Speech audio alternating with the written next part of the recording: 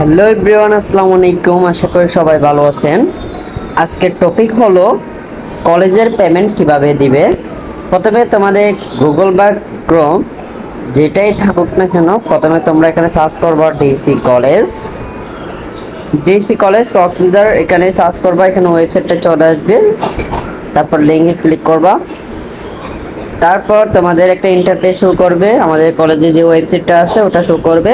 সেখানে payment two নামে একটা অপশন আছে, যেটা 3 নাম্বার, মানে এখানে 4টা অপশন আছে। একটা admission, P payment two, log in.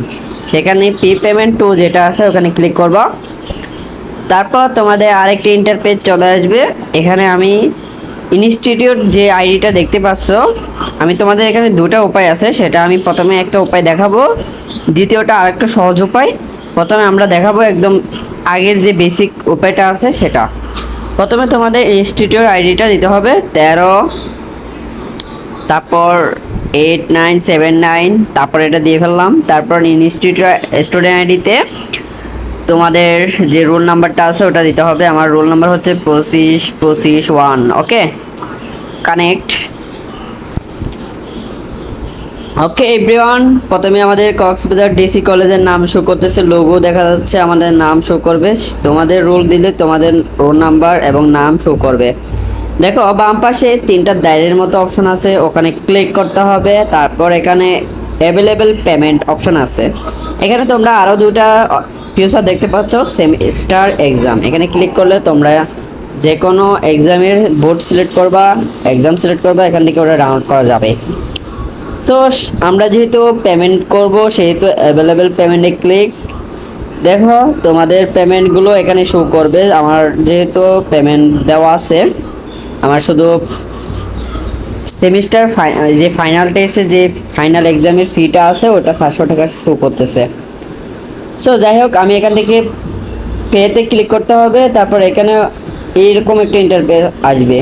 যেহেতু আমি যদি একবার যদি কোনো কিছু করে ফেলি বা কোনো কিছু একবার প্রসেস দিয়ে ফেলি, তাহলে আমাকে 30 মিনিট বসে থাকতে হবে, মানে 30 মিনিট বসে থাকতে হবে। যাই হোক, আমরা এই উপায়টা করব না, আমি তোমাদের বোঝানোর জন্য আরেকটা উপায় আমি বলছি, সেটাই এখন দেখাবো। ওইটাতেও পারবে, সেহেতু আমরা দেখাবো এখন আরেকটা যে উপায়টা আছে, একদম সহজ উপায়, সেটা দেখাবো।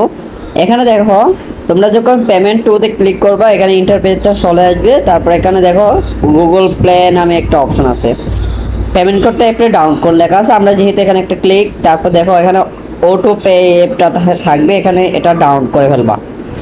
সো অ্যাপটা ডাউনলোড করা শেষ। আমার যেহেতু ডাউনলোড করা আছে, তোমাদের ডাউনলোড করা নেই, সেহেতু তোমরা ডাউনলোড করে ফেলবা। তারপর দেখো অটো পে নামে যে লেখাটা আছে ওখানে ক্লিক। তারপর দেখো অ্যাপের যে ইন্টারফেসটা আছে, আমি যেহেতু আগে থেকে লগ ইন করে ফেলছি, এটা লক আউট করে দিছি। আমি আবার শুরুতে দেখাচ্ছি। অ্যাপসটা ওপেন করবা প্রথমে।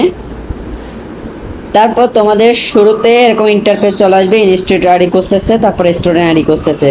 সো আমাদের ইনস্টিটিউট আইডি হচ্ছে 138979, মনে থাকতে হবে তোমাদের এটা। স্টুডেন্ট আইডি হচ্ছে তোমাদের যে রোল নাম্বারটা আছে ওটা দিতে হবে। আমার রোল নাম্বার হচ্ছে 2521। তারপর কানেক্ট। ওকে, এখানে তোমাদের নাম, রোল নাম্বার সব কিছু শো করবে এবং এবং তোমাদের কত ক্লাসে পড়ো, তোমাদের সেকশন সব কিছু এখানে শো করতেছে।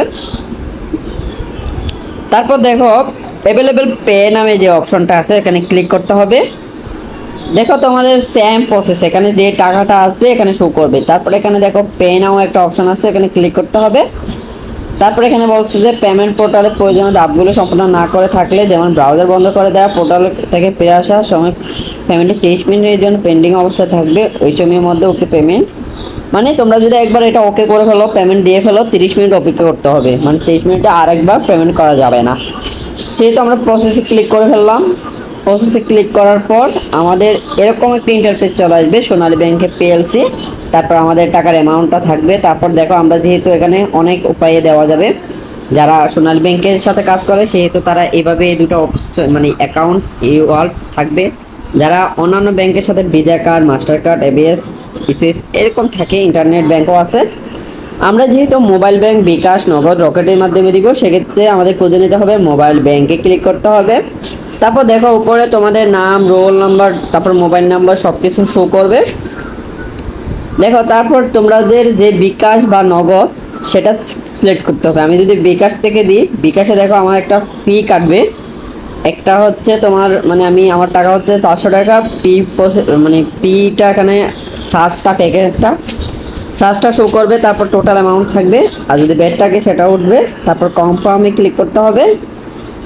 এখন কনফার্মে ক্লিক করার পর তোমাদের বিকাশ নাম্বারটা এখানে শো করতে হবে। তারপর এখানে বিকাশ নাম্বার, যে নাম্বারটা তোমরা এখানে দিবা, ওই বিকাশের মাধ্যমে একটা ডিপ্রেশন কোড যাবে, সেই কোডটা এখানে দিতে হবে। যেহেতু আমি এখন পেমেন্ট করব না, সেহেতু তোমরা এই তোমাদের যে বিকাশটা আছে সেটা দোকানের হোক, যে সেটা তোমাদের বাড়ির হোক, সেই বিকাশ নাম্বারটা এখানে দিবা। যখন এটা ওপেন দিয়ে ফেলবা, সেহেতু তোমাদের যে বিকাশ যে সিমটা আছে, ওখানে সিমে গেলে তোমাদের সোনালী ব্যাংক থেকে একটা কোড যাবে, প্রিপারেশন কোড। ওই কোডটা এখানে খুঁজবে। ওই কোডটা যখন দিবা, যার বিকাশ থেকে তুমি এই নাম্বারটা শো করেছো, মানে যে বিকাশটা তুমি এখানে দিয়েছো, সেই বিকাশ মাধ্যমে অটো ওখানে টাকা এমনি এমনি অটো কেটে যাবে, মানে তোমাদের পেমেন্টটা সম্পূর্ণ হয়ে যাবে। আসসালামু আলাইকুম, আশা করি সবাই ভালো থাকবেন। এই পর্যন্ত আজকের ভিডিও।